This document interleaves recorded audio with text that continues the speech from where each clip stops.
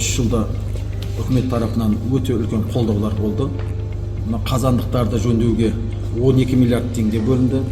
Жылу желілерін жөндеуге 7 миллиард теңге бөлінді. Нәтижесінде қазандықтардың износы 75%-тен 43%-ке дейін төмендетіп жатырмыз.